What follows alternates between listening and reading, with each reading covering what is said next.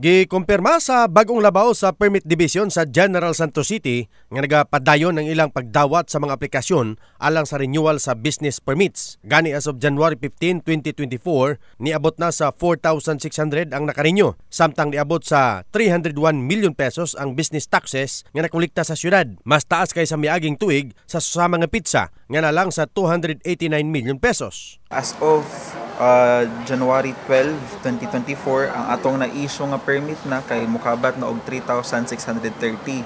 Samantala ang mga for payment kay moabot og mga 4,388.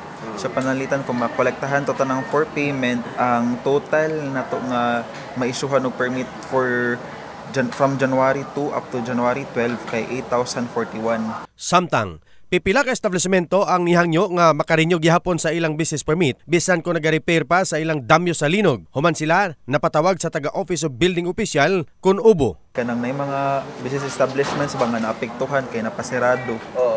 So moto gi-consider pod na mo sila pero moto na up to January 20 lang jud ang ato ang renewal. Sa bahin sa labaw sa ubo nga si Engineer Pascual gisulti nini nga tinuod nga ilahang gipatawag ang mga tag-iya og buildings nga nadamyo sa linog kadtong Nobyembre 17 tuig 2023. Ang ipakita lang sa mga establishmento kung mahumana ang ilang repair sa damyos mao ang certification nga permado sa structural engineer apan dili babag ang ubo sa ilang pag-renew sa business permit.